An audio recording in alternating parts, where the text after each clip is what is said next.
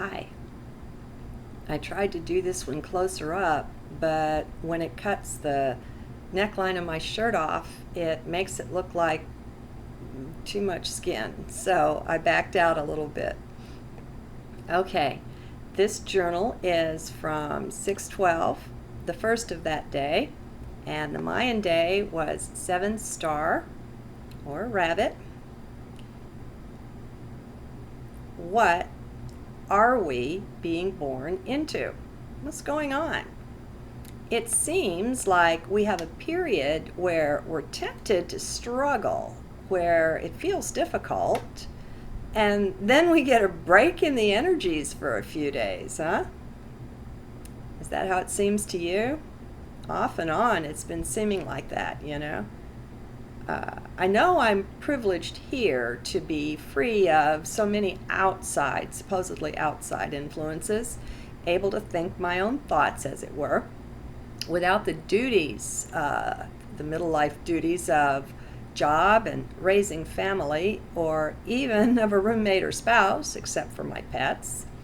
I am free, more than most, and that leaves me free to really notice things that would tend to get lost in the shuffle of everyday life, and I know that helps. I do want everyone to be aware, though, that we all have these marvelous powers of sensing, these multi-dimensional abilities or presences, or, we're just not only 3D. Whatever you see in anyone else, and whatever we see in anyone else, we can claim for the self. It may take some tuning in, some adjustments on our part, so it's best to really want what we go for, so we'll be willing to pay whatever price it may require. Still, what man has done, and of course that includes woman, man can do. With this journal, I'll link you over to one of Jessica Schaub's latest videos. She's Jessica Mystic One on YouTube. It's on what they call quantum jumping, which you may have heard of. I hadn't. A delightfully wild application of other dimensionality or quantum physics and parallel universes or whatever. See, there I go again. No, wait, more of applying the parallel universes idea. Anyway, you make your own mind up about it. It is a real mind opener, no matter what angle you take. Now, this is something, this whole idea, that's been promoted and put forward by Anelia Benz too. She just didn't call it quantum jumping, I guess. The idea is that we have other selves on all these other, let's call them universes, though that isn't quite right. Anyway, these parallel realities, doing other things, having other talents, leading other lives. Now, supposedly these are all on 3D. Yet, they're still us. Thus, we have the rights to jump over into them and meet these other selves and perhaps gain or interchange ideas and talents. Hey, I told you it was wild, right? For those open enough, it can be a great lark. They even give the info required to take a course and get further grounded in quantum jumping. For the adventurers among us, it'll be great fun.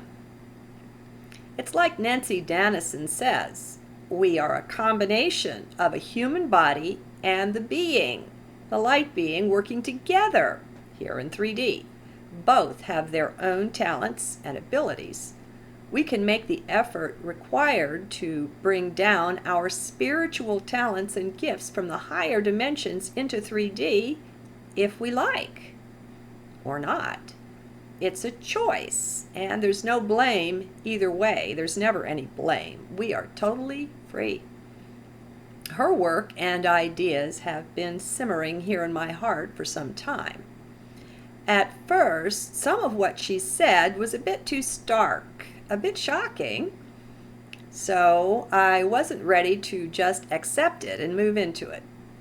Now that I have some distance on it, though, I see it as a really powerful perspective to take.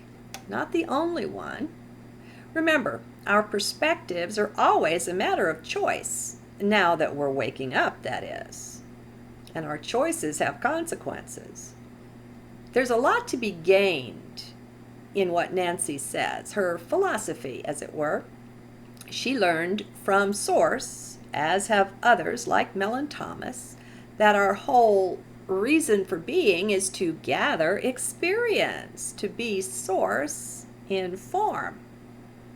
One thing I know from direct contact with Source within is that there is absolutely no judgment there, nor even anything remotely like it. All we do is blame free then, for the simple reason that a concept like blame doesn't even exist within Source, within the heart of that. I think the big deal about all of this is for us to learn to rely only on self, on our own inner guidance. Once we learn to think for ourselves, to trust ourselves, and really stand in our power, certain sorts of testings just seem to fall off, to fall away, disappear. They're no longer needed. And maybe their whole reason for being was to bring us into this realization. That's what I suspect, anyway.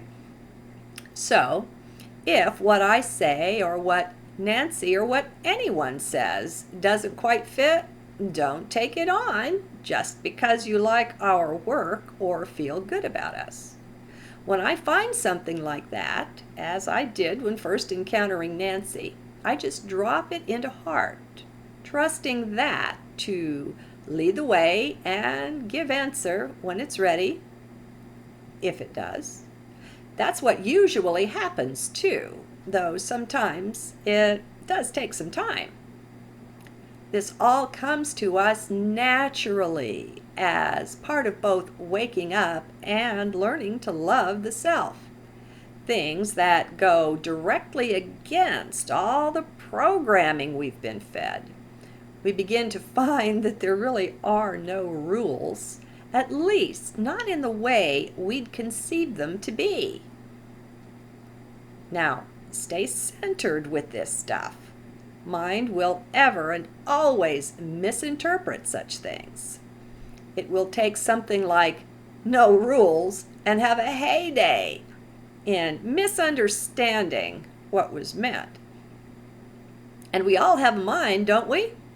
So we have to watch out, or we may find ourselves falling into such things, such trains of thought.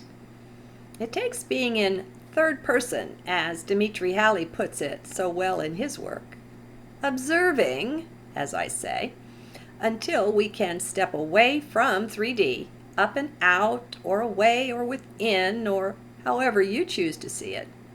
Then we can't very well evaluate what is there. We're too close to it. Do you see?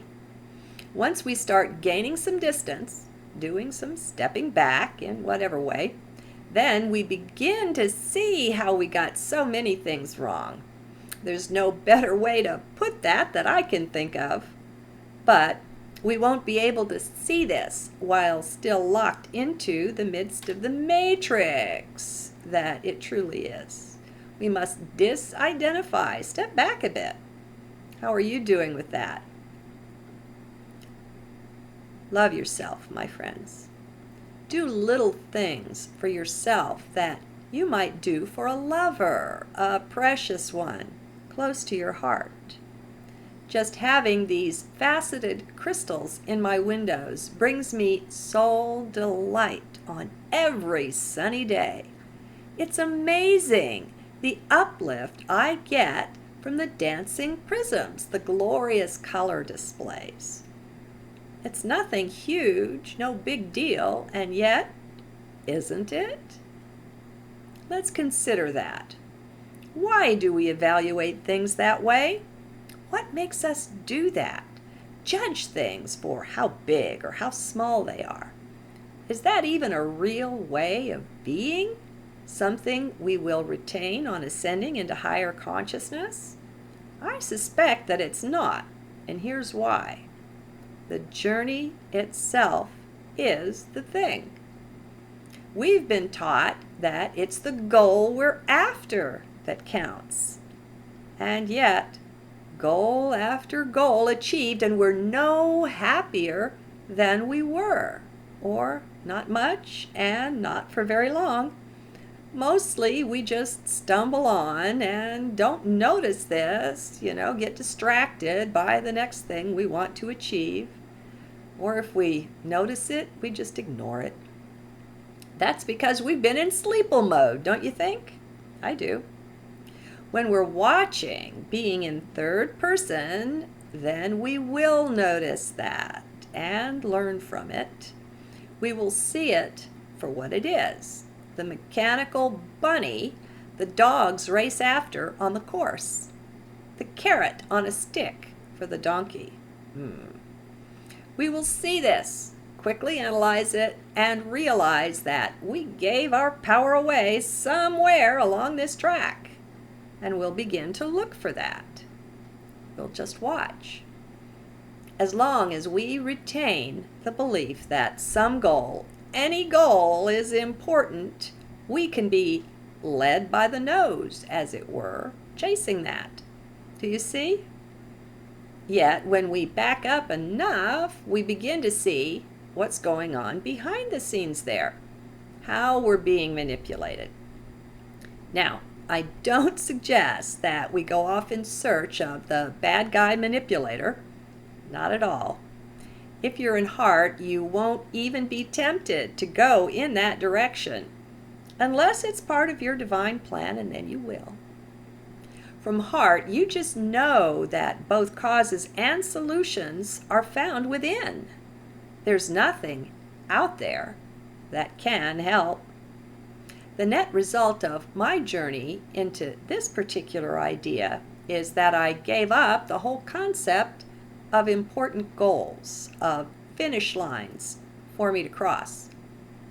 Coming across the idea of simultaneous time helped quite a lot with that. If all time is just now, then what does that do to the whole concept of a goal? It pretzels the brain right away. It's all just now. That being the case, then any finish line I might want to cross has already been crossed somehow. Now, it may take parallel realities or universes or multi-dimensions or who knows what. I don't care. That doesn't matter to me. The mechanics of it, big deal. The overriding principle is there. Finish lines and goals are illusory. So I don't choose to chase them anymore. Does that make sufficient sense for you? Mostly, we don't walk the same path as someone else, but our paths run sufficiently parallel that we can find things that resonate in each other's ways. So I don't say that my way is the way at all. If you ever think you hear that, then be careful. Chances are it's mind misinterpreting. But if you consider it and you think you see that, please do feel free to bring it to my attention so we can chat and clarify. Bottom line is to take a look at your life absent all goals. Yep, every one. Okay, something's going off inside. People change, we're changing radically. So whatever I've reported to you at any time is what has been real to me in the moment. That's all I do. I think that's all I can do. I don't try to be consistent. I don't try to lay out a program and then stick to the program and say the program is right. What's right is the reality that's in my now, that's in my heart. And so, just as a PS to what I said up there a minute ago. Okay, Bottom line is to take a look at your life absent all goals. Yep, every one. Just try it on for size. See how it fits. It's generally not a perfect fit on the first go. Why is that? Because of all the programming we've taken on. It gets in the way. Still, we can choose to be open to this or that thought, and there's benefit in that. It's part of taking our power back. Now, this thing about goals, it's very big. How big is your vision? What do you see? Translate your life into one with no goals at all. Remember, no fear. You're divine. You, the real you, cannot be hurt. Just pretend you have absolutely no goals. None. I know it doesn't translate well, but that's okay. Just do what you can. Now, what does that do to your whole concept of life? Does it take away all those things you've been living for? Be good to look at that. Have you been looking at it as a rat race, partly because of all the goals, all the courses you've been running? What if there's no pot at the end of any one of those rainbows? That's what we're looking at. The absolute emptiness of all goals. Be in heart. Just be still with it and look. If you let go of all the goals, what may happen is that you'll be brought forcefully back into now. An unadorned now, just as it is. You'll be alone with yourself. Shock. Oh.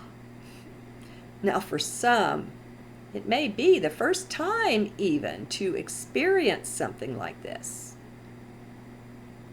Have you made the trek with us? If not, maybe go back up a few paragraphs and really let go. Remember, there's a transcript on Scribe that you can follow. So, there you sit, goalless. Now what, right? Now, nothing. You feel the relaxation? You feel everything just drain away? Do you feel the weights lifting off of your shoulders? Hello. I do. Now you just sit with that emptiness you just created for yourself, for your higher self, capital S, rather than fill you with anything else here, and anything that might be tempting to mind. I'll just leave you alone. Look at the word alone. Add an L and you get all one. Alone or all one. Whole, as in I am whole and complete. Take off the W and you get whole, as in an emptiness. Now here, nowhere. Language is fun. It's okay just to be. We hear people telling us all the time, just be. It doesn't work very well until we come into the now. Dropping goals, dropping time. Realizing that time is simultaneous, and for a goal is a very linear thing. It's built into a past, present, future matrix. It's not real. Anything you have set as a goal, you've already attained. If the only thing between you and something is time, it's not real. You can drop into a deeper level of reality and look at the same thing. It's fun. It's flexible perspective. if you'll just sit with this, your inner guidance will start to roll. Well, it always rolls, but now you're better able to hear it. Unlike before, when mind was too much engaged. You see, our goals keep us future focused, don't they? There's the hint that there's something not quite right with them. Keep mind completely out of this. Just sit with the emptiness. As soon as mind starts filling things in, look away. Just ignore. Back into heart with you. You can do it. Stick to the empty cup. And be sure to enjoy. Namaste.